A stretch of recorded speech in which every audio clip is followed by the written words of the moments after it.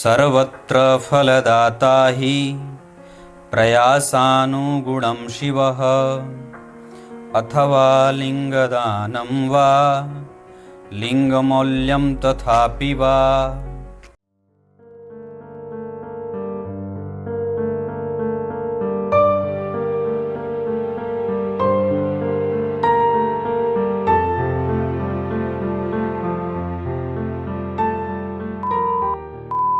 प्रिय दर्शकों नमस्कार, एक बार फिर से उपस्थित हूँ आप सबके सामने शनिवार के कार्यक्रम में।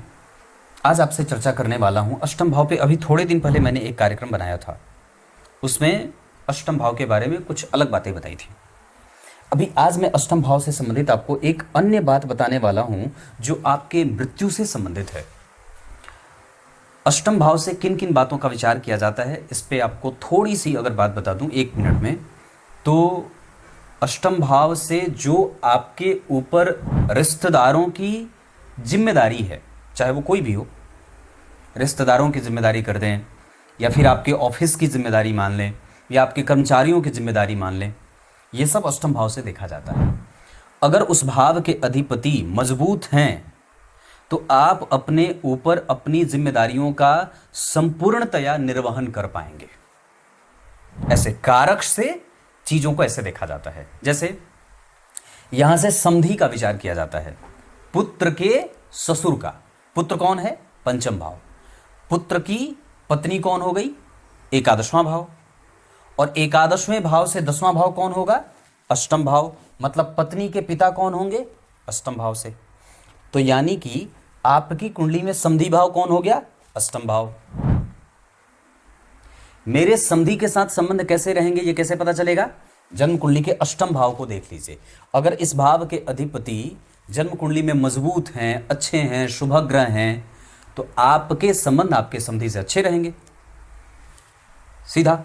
उसके बाद आपके जो नौकर चाकर हैं, उनके भाइयों से आपकी कोई शत्रुता तो नहीं है। जैसे नौकर जो आपके अंडर में जो लोग काम कर रहे हैं, जिनके आप मालिक हैं, ये छठा भाव उनका हो गया। और उसका भाई तीसरा, मतलब नौकर का भाई तीसरा, वो आपके खिलाफ षड्यंत्र कर रहा है। आपके ऑफिस में जो लोग हैं, जो आपके नीचे हैं, जो आपके नौकर चाकर हैं, वो ये भाव हो गया। और उससे तीसरा भाव जन्म कुंडली का 8वां भाव। तो ये भाव, अगर इस भाव के अधिपति बलवान हैं, अच्छे हैं, शुभग्रह हैं, शुभग्रह से दृष्ट हैं, इसका मतलब है कि आपके नौकर चाकर आपके खिलाफ षड्यंत्र नहीं कर रहे हैं, या उनके भाई रिश्तेदार संबंधी आपके खिलाफ षड्यंत्र नहीं कर रहे हैं। मृत्यु कैसी होगी, आयु कितनी लंबी है, संबंध कितना लंबा चलेगा, है ना। मेरे दादा पितामह, पितामह की संपत्ति, पत्नी की संपत्ति, पत्नी कौन है? 7वां भाव, तो उसका धन भाव दूसरा भाव होगा। तो पत्नी का धन, है ना, यहां से पत्नी धनवान होगी कि नहीं, ससुराल वाले धनवान होंगे तभी तो पत्नी धनवान घर से आएगी कि नहीं। तो आपकी कुंडली में अष्टम भाव से देख लीजिए। अगर अष्टम भाव के अधिपति जन्म कुंडली में बलवान हैं, शुभग्रह हैं, शुभग्रह से दृष्ट हैं, अपनी राशि में बैठे हैं, तो पत्नी से धन मिलेगा।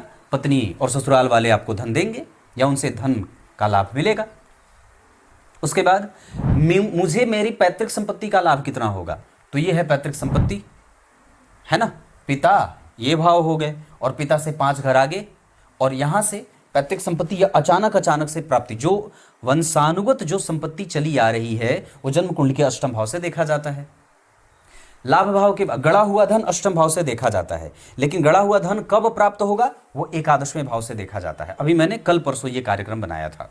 तो अष्टम भाव से गड़े हुए धन का विचार करते हैं। अब गड़ा हुआ धन आपको सुख देगा कि दुख देगा? कई बार होता है, मेरी दादी कहती थी कि एक कोई था उनके रिश्तेदार में, या कोई पुरानी बात है कि वहाँ उनको उनके ज़मीन के नीचे गड़ा हुआ धन था, कलश था। लेकिन उनको जब पता चला, उनको स्वप्न आता था, तो जब वो स्वप्न के माध्यम से जब वो पता चला कि उस ज़मीन के नीचे, या किसी ने बताया कि आपके ज़मीन के नीचे कोई गड़ा हुआ धन है, पुराना कलश है, अशर्फियाँ हैं, तो जब उस धन को निकाला गया तो भयंकर जो है वो उत्पात मच गया। उस पूरा खानदान नष्ट हो गया। साल भर के अंदर सारे लोग उस खानदान के मर गए। मतलब भयंकर कलह होने लगा घर में, कलह कलेश। तो ऐसा गड़ा हुआ धन कैसा है, वो आपकी वृद्धि करेगा या आपकी हानि करेगा? तो अगर यहाँ पे इसके सूत्र होते हैं, वो कभी आपको आने वाले समय में बताऊंगा, पर यहां से वो बात विचार किया जाता है।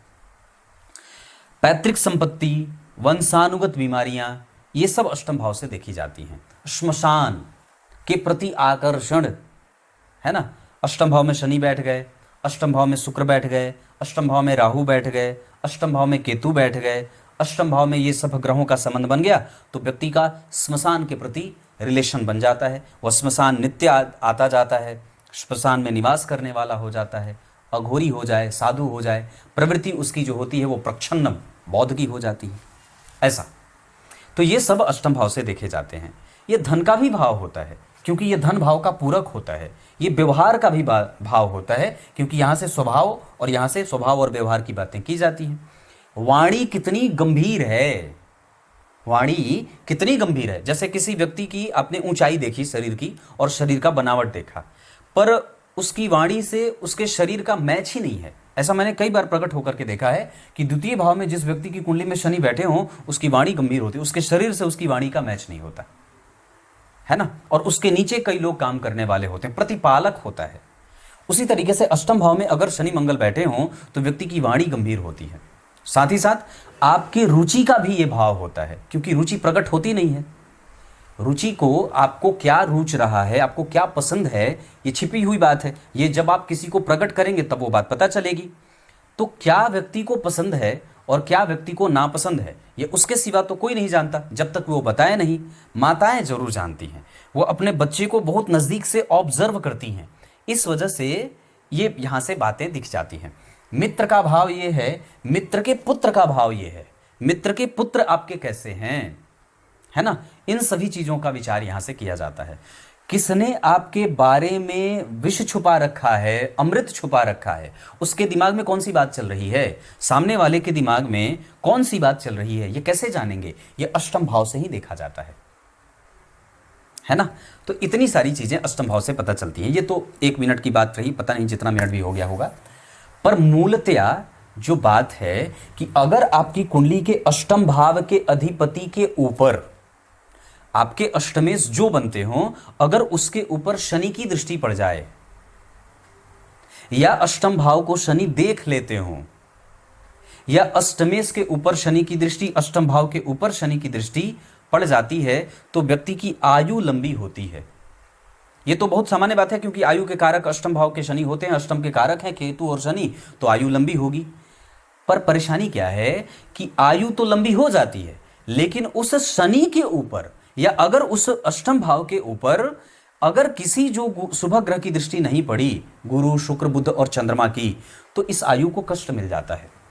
जैसे मान लीजिए अगर अष्टम भाव में शनि बैठ गए और उस पर किसी शुभ ग्रह की कोई दृष्टि ना पड़ी, किसी ने उसे नहीं देखा, ऊपर से मंगल और राहु और देख लिए, तो व्यक्ति के आयु को कष्ट मिलने लगता है, उसको फिर पैतृक संपत्ति में नुकसान होता है। और जितनी चीजें मैंने आपको बताई हैं कारक के रूप में कि अष्टम भाव से इन सभी विषयों का विचार किया जाता है, उन सभी विषयों में व्यक्ति को कष्ट होने लगता है।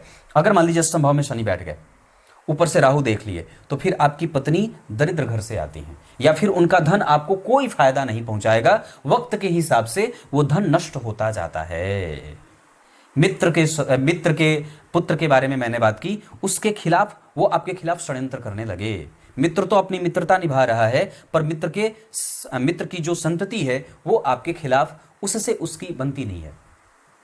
तो कहने का अर्थ है कि अगर अष्टम भाव के अधिपति और अष्टम के स्वामी या अष्टम भाव अगर शनि से दृष्ट हैं या युक्त हैं, तो ये आयु तो लंबी दे दिए, पर अगर उस पे गुरु, शुक्र, बुध और चंद्रमा की दृष्टि नहीं पड़ी, या तो शनि के ऊपर या तो उस भाव के अधिपति के ऊपर या उस भाव पे, तो आयु में रोग लग जाता है, भयंकर बीमारी हो जाती है और मृत्यु कष्ट से बीतता है। मृत्यु अपने जन्म स्थान से बहुत दूर हो।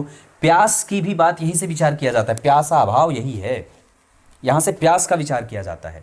आपकी इच्छा की बात की जाती है, इच्छा क्या है, आंतरिक इच्छा क्या है, प्रैक्टिकल कितने हैं, अष्टम भाव से विचार किया जाता है। आप एकांत कितने हैं, शांत कितने हैं, गंभीर कितने हैं, चिंतन कितना है, समाधि कितनी है, तपश्चर्या कितनी है, व्यवहार कितना है, सामाजिकता कितनी है, बहुत नजदीक से आप समाज को छू रहे हैं या दूर से ही ठीक है भाई, ठीक है ठीक है ठीक है, मुझे बहुत ज्यादा लोगों की आवश्यकता नहीं है, ये सब अष्टम भाव से देखा जाता है। अब आइए कार्यक्रम के आरंभ में, बात तो मूलतः आपको बता दी मैंने, श्लोक का अर्थ बता देता हूं। यहां शिव पुराण के विश्वेश्वर संहिता में बात आई है कि जो लोग किसी भी शिव भक्त को शिवलिंग दान करते हैं उसको बड़ा पुण्य फल मिलता है। लिखा है कि भगवान शिव सर्वत्र ही भक्त के प्रयत्न के अनुसार फल प्रदान करते हैं, अथवा श्रद्धा पूर्वक शिव भक्त को शिवलिंग का दान या लिंग के मूल्य के बराबर दान कर देना, पैसा दे देना किसी मित्र को जो शिव भक्त है, शिव जी की पूजा करता है, चुपके से बिना उसको बताए मूर्ति की दुकान पे जाइए, स्फटिक के शिवलिंग हो, पारद के शिवलिंग हो, उसको खरीद करके उसको दान दे दीजिए और जितनी वो पूजा करेगा उसका फल आपको भी मिलेगा। ऐसा शिव पुराण का वचन है, मैं अपने मुख से नहीं कह रहा। तब तक के लिए बहुत बहुत नमस्कार।